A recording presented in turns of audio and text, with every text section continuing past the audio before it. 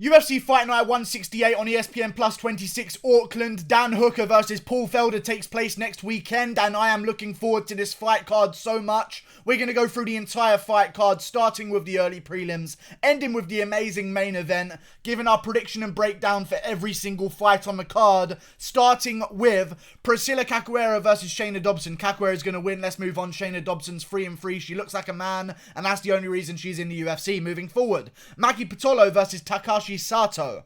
Very interesting. I'm going to go with Takashi Saito. More experienced, a way better record. Maki Bortolo, he's a bigger man, but I'm still going to go with Takashi Saito here. I think he had a rough time out last time, and I think he's going to bounce back. To be honest with you, these are dog shit fights right now, but we're going to try and get through them. Lima Lookboonme versus Angela Hill. This is actually one of the few fights where the replacement is more interesting than the original fight. Angela Hill taking on Lima Lookboonme in New Zealand, of all places, on short notice. You've got to give respect for that. It's not like she's taking a trip down the road on short notice, you know? Like, it's not like she lives in Texas and she's moving to wherever's next to Texas. California? She's not going from Texas to California to fight on short notice, you know? She's going to fucking New Zealand. So I respect that from Angela Hill, and for that reason, Lima Lookboonme is an absolute... People are talking about this girl quite a lot. I think Angela Hill's going to go out there and get the job done. She's bigger, she's rangier, she's more dangerous. She's got that man power in her with that ability to finish fights. I'm going to go with Angela Hill getting the job done over Lima Lookboonme. Also, it's not really a short notice bout because Angela Hill just had a big win over Hannah Cifers at UFC 247, I believe. No, the fight before UFC 247. And it was a good performance. So I'm looking forward to seeing Angela Hill go out there and do the damn thing again. Kara France versus Tyson Nam. Now things are getting interesting. I'm going with Kara France. Flyweight prospect, coming off a bad loss. Not a bad loss. A close loss to Brandon Moreno. And Brandon Moreno is a veteran, even though he's so young in the game. Which makes him the most dangerous of both ends of the spectrum. You know, normally when you hear that someone's a veteran, you think, but that comes with the age and the wear and tear. But Brandon Moreno is a veteran of the flyweight division at the highest level, and he's young in the game. So that's not a bad loss to come off of for Kara France. If Moreno beats Tukhugov Formiga, he's going to get himself a title shot. I like Kara France's activity recently. He's fought 3 times this year. Last year, even in 2019, he's looking to start off things in 2020 in February. I'm looking forward to it. I think he's going to get the job done over Tyson Nam. Nam's a bigger guy. Kara France still has the reach advantage over him, so the bigger guy is going to mean nothing here in terms of height. I'm going to go with Kara France getting the job done. 26-36. I'm going with Kara France. Younger talent, more crisp in the striking. I think he's going to crack Tyson Nam and hurt him a couple times for a unanimous decision victory. Moving on. Callum Potter versus Kenan Song. Very interesting because both of these guys are garbage. Jesus Christ, this card is literally scraping the bottom of the barrel right now. Either way, Callum Potter has a win over Maki Bortolo, who I just mentioned earlier on this card. And Kenan Song is the younger man coming in here looking to make a statement. Got a win in his UFC debut against Derek Krantz. I don't know how much I respect that, but I am going to go with Kenan Song here over Callum Potter. I like Callum Potter. He's the older guy, though. I don't like that one bit, to be honest with you. He's taken some wear and tear. He got KO'd by Jarlin Turner, who's also on this card, and by the way, is also complete fucking trash. So, I'm going to go with Kenan Song getting the job done. Dangerous fight. I'm going with Kenan Song moving forward. Jake Matthews versus Emil Meek. Great fight. Don't know why it's on the prelims, but great fight. This should definitely be on the main card, in my opinion. Jake Matthews is a beast at welterweight. Only lost recently to Anthony Brocco Martin, as far as I'm aware. He just beat a guy who was very hairy, if I remember the name. Rostam Akman. That sounds about right to me when I think very hairy. Don't know why, but that just sounds about right to me. And I like Jake Matthews, I'll be real honest with you. Came on a 3-fight win streak before he's lost to Anthony Rocco Martin. Had a good fight with Anthony Rocco Martin as well. And Rocco Martin's only lost to Damian Maia at welterweight by a majority decision. You know? We're talking about the creme de la creme there. Rocco Martin, in my opinion, is going to be a top contender real soon. So I don't mind him losing there. I feel like Jake Matthews is going to get the job done over Emil Meek. Emil Meek's taken a lot of time off with injuries. I know the stories. Had a bunch of injuries. But also coming off 2 losses. And 2 losses to Bartosz Fabinski. His last... I don't know, man. I don't know. I like Emil Meek. I really do. I wouldn't even mind if Emil Meek won this one. I just think activity tells me Jake Matthews has got it in the bag. Emil Meek's very lucky to be getting this fight right now. I just feel like Jake Matthews is going to get this one done. Activity, beaten better opponents. I know Emil Meek has lost to Kamaru Usman, which at the time was bad, but looking forward, I mean, that's not a bad loss to have on your record, let's be real. But even still, I'm going to go with Jake Matthews. Also, Emil Meek kind of got like the post-prime special, you know? Like a past prime package getting into the UFC. Hey, you beat Husamar Paul Harris and then Jordan Mean, and we'll know if you're the real deal. That was the weirdest thing to me. He beats an old-timer in Paul Harris. Very good job. Did it with the Travis Brown elbows, I remember. I think it was all the way in Scandinavia somewhere, as far as I can remember. I seem to remember him having an axe in the ring with him, which I didn't know was legal, but then again, who knows? I don't really know the rules, apparently. Apparently, rounds 4 and 5 mean more than rounds 1, 2, and 3. But, you know, we're just going to keep going. I think I would love Emil Meek to win. I think I'm going to go with Jake Matthews here. The consistency, he's improving, he's younger. I'm going with Jake Matthews. I think he's going to get the job done. I don't see him getting a finish because Jake Matthews typically doesn't finish fights against great guys. I feel like he may end up getting a 3rd round finish here. I can see Emil Meek having a tough time and perhaps gassing in the latest round. Moving on. Jalin Turner versus Joshua Kulibao. Very interesting. Joshua Kulibao taking the fight on short notice, I guess, because I have never seen his name on the card until just now, as I rapidly click through Google to try and find some kind of information. Apparently, he's number 1 outside of the UFC in Australia for pro feather. I'm going with, yeah, I'll go with him. Joshua Kulibao. And Jalin Turner's complete trash. I don't know why this is headlining above Jake Matthews versus Emil Meek, but Jalin Turner is, I don't know, man. I really don't fucking know, to be honest, why he's the headliner of the prelims. But either way, I'm going to go with Joshua Kulibao. I like it. I think he's very... Oh my god, he's a featherweight. Yeah, that really changes things quite a bit. I'll go with Jalin Turner. I'll go with Kulibao. I'm sticking with Kulibao. I'm not changing my mind. He's smaller. I don't give a fuck. Jalin Turner's complete trash. And his 8-5 record dictates to us that information quite clearly. Joshua Kulibao's going to get the job done over Jalin Turner. Moving on to the main card. Things start to get a bit interesting. Kevin Aguilar versus Zubaira Tukhugov. I am actually going to go with Kevin Aguilar. I like Lerone Murphy. Don't get me wrong. I like Lerone Murphy, guys, okay? I think he's a beast. If Tukhugov was any kind of special Dagestani threat, you don't go to a draw with Lerone Murphy in Abu Dhabi on short notice. That doesn't happen. If you're some kind of special talent, that doesn't happen. Even though I thought Tukhugov won the fight, that should not have been a fucking draw. And that opened some people's eyes. I think Kevin Aguilar's going to get the job done. And Kevin Aguilar's only loss recently, since his first ever fight in ever, if I remember incorrectly. Oh, never mind. He lost to Leonard Garcia in 2013. Moving on. His only loss since then was to Dan Ige, who just beat Masad Bektik and looked amazing while doing it. I like Kevin Aguilar here to bounce back. I think he's going to get the job done over Zubaira Tukhugov. I really do. I like Kevin Aguilar's chances as the underdog. I think he's going to get the win. Moving forward. Brad Riddell versus Magomed Mustafaev. A lot of Dagestanis on this card. Again, are we going to fall for the Dagestani hype?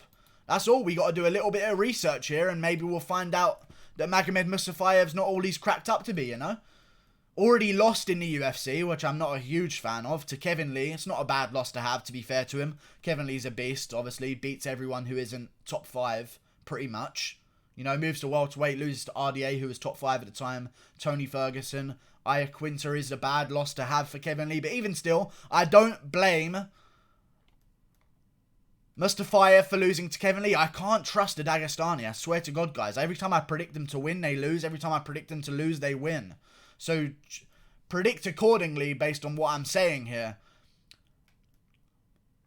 But this man, Mustafaev, does have a Nurmagomedov scalp on his record. Of Abakar Nurmagomedov. But then again, we've seen them. I don't know about these fucking Dagestanis, man. Everyone says they're good and they're trash. But some of them are good. They're either complete trash and they can't hang in the UFC and they just have a similar surname to Khabib, or they're the best in the world. I don't know what to do. I really don't know what to do. I'm going to go with Brad Riddell. Okay, there we go. We're doing Brad Riddell. I think Brad Riddell wins. There you go. Yeah, we're just going to go with that. Brad Riddell wins by upset victory. And I don't know why, but that's what we're doing. We're doing that now. Moving forward, Ben Sosoli versus Marcos Rodrigo de Lima. Once again proving that the UFC really desperately needs heavyweight talent right now, as this is on the main card, even though they're complete trash, the pair of them. Ben Sosoli lost to Greg Hardy in his last performance. Getting outpointed by Greg Hardy, and I know it says draw overturned. It was a win for Greg Hardy. Can we please be fucking serious for a second here? We know what we saw. Inhaler or not, we know what we fucking saw. And for the people that say that the inhaler helped him, he's at a deficit already. If anything, the inhaler brought him back to Ben Sosoli's level. Okay? Jesus. Greg Hardy got the job done against Ben Sosoli. I don't like that. Marcos Rodrigo de Lima is a very experienced guy at heavyweight. If there's a guy who knows some tricks of the trade, it's this guy. I do worry if Ben Sosoli is just going to catch him square up on the chin. That really does worry me. I'll go with Marcos Rodrigo de Lima. I think he'll get it done. I really do. He's lost to some decent guys over St. Preux. He lost to Stefan Struve, which I don't like. I'm still going to go with Ben Sosoli. I think he gets it done. In the Stefan Struve fight with Marcos Rodrigo de Lima, he cracked Struve and dropped him in the first round, if you remember. And then just fell into that guard of Struve's, which is where you don't want to be because his legs are the length of you as a person. So I'm definitely going to go with Marcos Rodrigo de Lima. I hope Ben Sosoli wins. It'll be more interesting if he does. Still going to go with Marcos Rodrigo de Lima. That's a fucking annoying name. Karolina Kowalkiewicz, speaking of annoying fucking names, versus Yan Xiaonan. Zhao means thank, I think, in Chinese, from what I've learned of Mandarin. Zhao means thank you, or good afternoon. Never mind, I don't know Chinese. Karolina Kowalkiewicz versus Yan Xiaonan. Yeah, I'll go with Yan Xiaonan. I think that there's a clear downward slope for Karolina Kowalkiewicz, to be honest. I know that Yan Xiaonan isn't the most proven girl in the UFC, but even still, I'm probably going to go with Yan Xiaonan. Yan Xiaonan coming off a win over Angela Hill, which I do respect very highly. I think I'd pick Angela Hill to beat Karolina Kowalkiewicz. So yeah, I'm going to go with Yan Xiaonan. I think she gets it done. Good to have a female contest on the main card, I guess. Hopefully that gets some interest. Why is it the feature fight? Who fucking knows? But it's there, so we're going to have to deal with it. Jimmy Crute versus Oleksiejczuk. Dangerous for Jimmy Crute. I'm picking Jimmy Crute either way. Because have you heard of him? That's the big deal. I don't know. I'm going to pick him anyway, though. You know? I think he'll get it done. This is so hard to predict this card with any kind of detail. I hope you guys understand this. There ain't much to go off here. You know, on a lot of these fights. I mean, it's kind of a case of who lands first with Jimmy Crute and Oleksiejczuk. Both young. I'm going to go with Jimmy Crute, man. I'm going to go with Jimmy Crute. I'm not betting against him. I bet him to beat Misha Cirkunov. He lost. Misha Cirkunov's a beast. I get it. He was also doing very well against Misha Cirkunov as well. It reversed a takedown and ended up pounding Misha Cirkunov.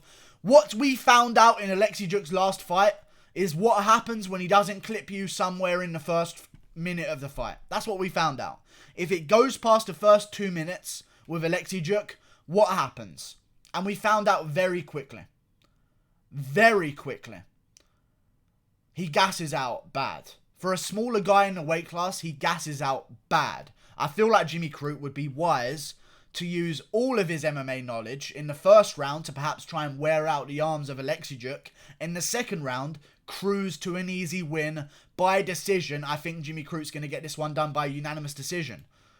Getting the job done. I hope Jimmy Crute wins. I think he's going to win. I didn't like what I saw in Mikhail's last fight. He had OSP ready to go and he kind of fucked it up. Like, he landed the one shot that he's known for, but then didn't land any other shot after that. You know, it was kind of a weird thing to see. I'm going to go with Jimmy Crute getting the job done. Paul Felder versus Dan Hooker. I'm going with Dan Hooker. Okay? Dan Hooker. I'm going with him. Paul Felder's good. Don't get me wrong. Didn't think he beat Edson Barboza. I'll be honest with you. And I'm not basing this fight off of that. I think this is a completely different fight to the Barboza fight. I think that Dan Hooker's going to win the first 3 rounds, lose the last 2 rounds. Maybe win the 4th. Actually, hang on. Hang on a second. My prediction for Dan Hooker versus Paul Felder has always been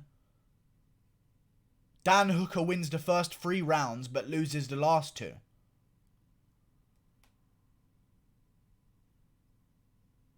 Oh my god. I forgot the rules have changed. And 4 and 5 mean more than 1, 2, and 3.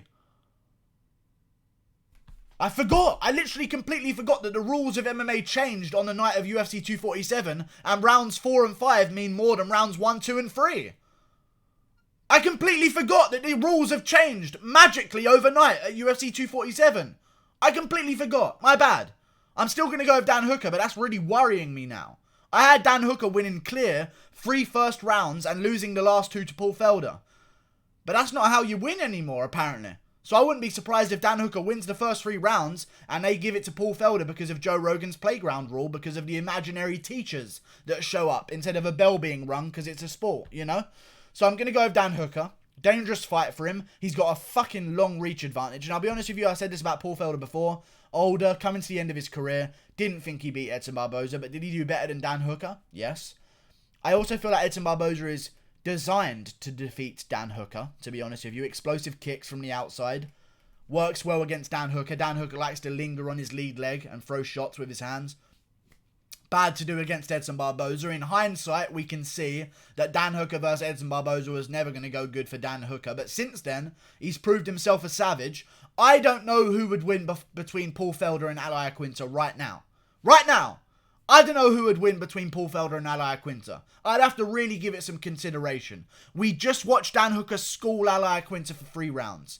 I think we're going to see him do the same to Paul Felder. I think he is going to fade in the later rounds and Paul Felder might start to take over in the 5th. But I think Dan Hooker's going to have done enough on the judges' scorecards.